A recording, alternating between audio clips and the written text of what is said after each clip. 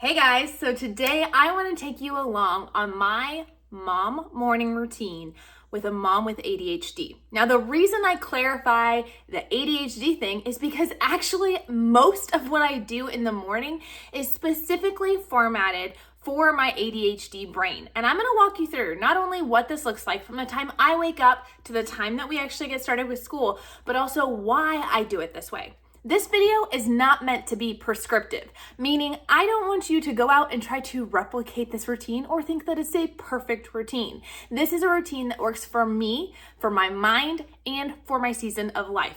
I want you to take the concepts and the ideas of personalizing this to you and your family and apply that to yourself. If you need some other ideas of different things you can do, be sure to check out the link down below because some of the creators from ADHD Homeschool have partnered together to share their morning routine and why it works for them in this season of life. So you can get lots of ideas by checking out the link down below. All right, first things first, we start with wake up time. Now, before I tell you my wake up time, understand that as a person with ADHD, I struggle with self-discipline, and it is very hard for me to get up with an alarm. I will always find an excuse to turn it off, to snooze it, to do all the things. I have tried setting 4, 5, 6 alarms sometimes to make sure that I get up by the time that I need. But ultimately, the win for me and the easiest thing is to do social waking up. I know that sounds weird, but it's the idea that if I'm getting up with another person, it is easier for me to get up than to get up with an alarm, whether that's early with my husband in the morning or when my kids wake up. However, after years of practice and now that I get to have a full night's sleep, I actually do best waking up with my husband. He wakes up at 4 a.m. If I were to choose the wake up time, it'd be more like 5, but this is when it works for my body to wake up, and I can consistently wake up with him each morning when he is going to work. But does that mean I actually get out of bed at 4? No. From 4 to 5 a.m. for an entire hour, I give myself the freedom and permission to stay in bed. I do try to sit up as much as I can so I don't fall back asleep, but I spend this time scrolling. Now, not mindless scrolling. I do have a section of time for that. But for the first little bit, I take time to wake up, to check my emails, respond back to any emails I need to deal with. I take time to answer you guys' comments here on YouTube, and I answer as many as I can, and anything else business related that I need to do right there on my phone. I then will go into a time where I check my personal email. In this, I specifically do a few things for my school prep. I look at the World Watch News email. If you guys are not familiar with World Watch News, you need to check it out. It's world news for kids from a Christian perspective.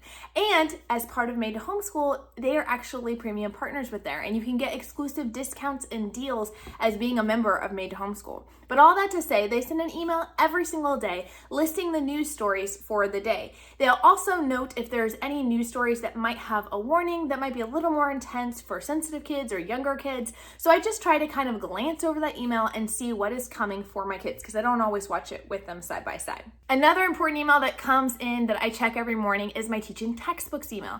This tells me where my kids are in math for the 3 that do it on the computer. It tells me what lesson they completed yesterday and what grade they got.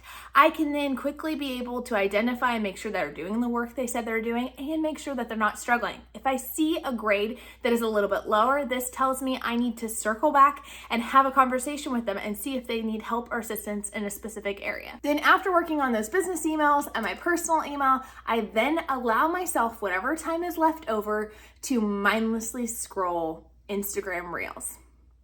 This is a very realistic look, guys. It's not a pretty routine, it's what works for me. I scroll the Reels, I send them to friends, I text them to my husband, all the fun things until 5 o'clock. At 5 o'clock on the dot, I have to turn off my device. That is just a hard and fast rule I have made for myself. So I don't get sucked down the rabbit hole too much, but having this designated time keeps me from getting sucked down the rabbit hole later in the day as well. One of the things that I have found to be very true with ADHD is that I need things to be very dependent on location. So there's the whole object permanence issue that if it's not right in front of your face, then you forget about it or you won't do it. And so I have specific visual cues in front of me in different places around my home to cue me as to what I'm supposed to do next. When I put down that device for the day, I then get up and immediately make my bed. The reason I do this is so I don't get back in the bed. Some days it's gonna happen, but for the most part, I'm able to stick with it. I make the bed, I don't get back in it, and then I go to my workout. Now, before you get excited about my workout and going, oh, she's, one of these YouTube moms who's out here doing all these workouts to keep fit or to get thin, just understand none of that is true. I had a pretty significant shoulder injury back in May. I did physical therapy for about 8 weeks, and the only way they would release me from physical therapy, because I truthfully had too many appointments to get to with all my kids' therapy appointments, is if I would promise to do my at-home exercises. If I don't do my at-home exercises, I hurt a lot. And so one of the nice things about ADHD is that only things that are urgent, important, or interesting to me are going to happen.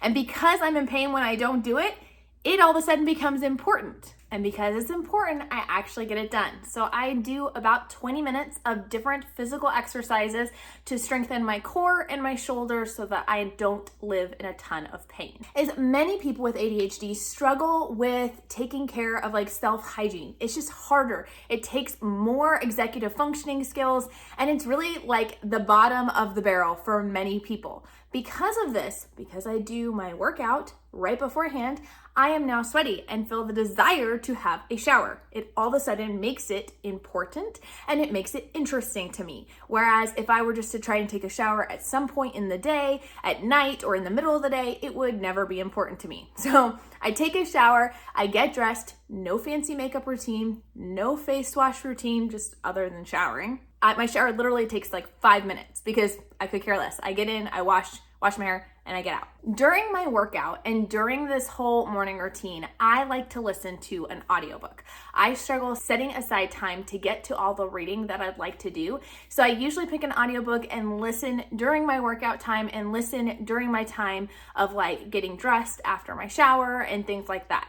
This really helps me to double up, feel extra productive, and I'm actually able to retain more of what I'm listening to because I'm physically moving while I'm doing it. After my shower, the last thing I'm going to do in my room is I'm going to head over to my bedside table.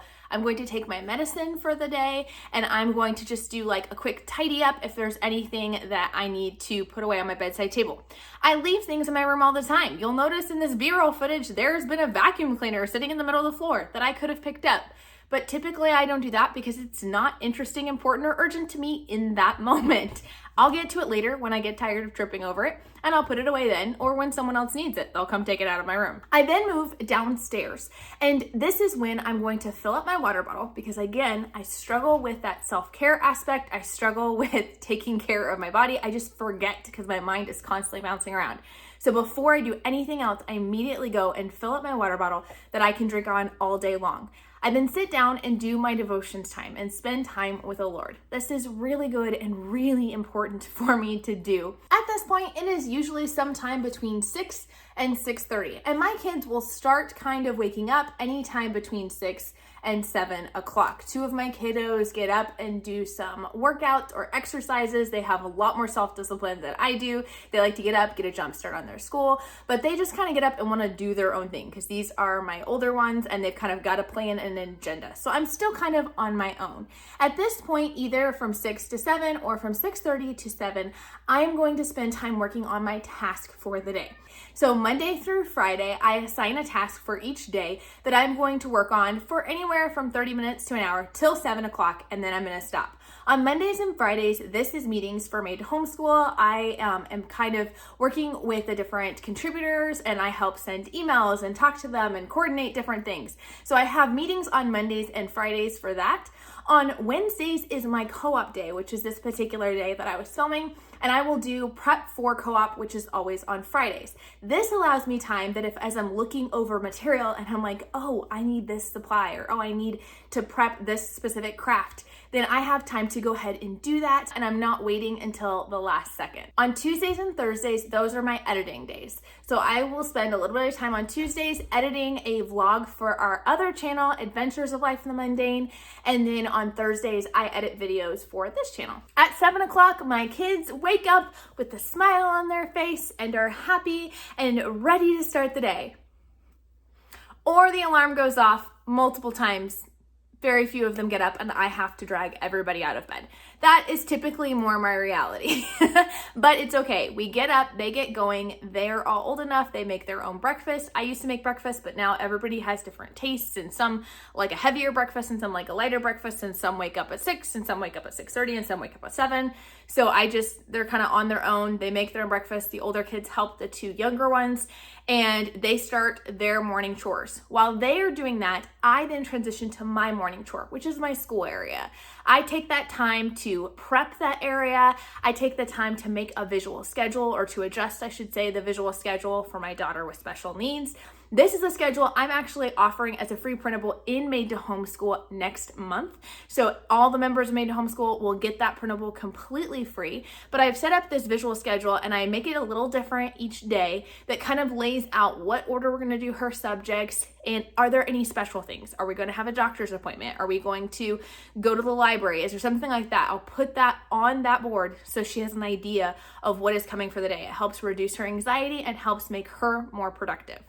I then sit down and do my to-do list for the day and write out anything that I need to get done.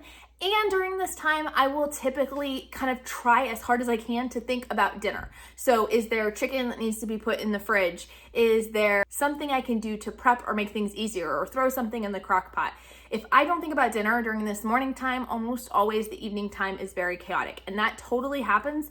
But when I can, it's really, really, really helpful to get it done first thing in the morning. That 7 to 8 o'clock time before we start school, anytime that's left over after that, sometimes that takes me all the way to 8 o'clock. Sometimes I have a lot of time left over, just depending on how things have gone for the day. I then just go around and help the kids. I'm like, all right, guys, all right, have we done our chores? We have checklists for each of their rooms that they clean up, so they know exactly what steps they need to do. So I'll go and kind of help them be like, okay, did we remember to wipe off the chairs, or did we remember to do this? I will go in, I will gently encourage. Sometimes I will go in and wake up a teenager for the second or third time because they didn't get up the first time. Just real life here. But this is just my time to kind of get the kids ready. Then at that point, we start our school day. If you guys want to hear more about how we do our school day, especially with me having ADHD and many of my kids having ADHD, let me know down in the comments. And don't forget to check the playlist of all the other videos from these mamas. And of course, come join us at Made to Homeschool. We would love to hang out with you. We're real moms with real problems, sharing what works for us and learning from you guys. Talk to you guys later. Bye.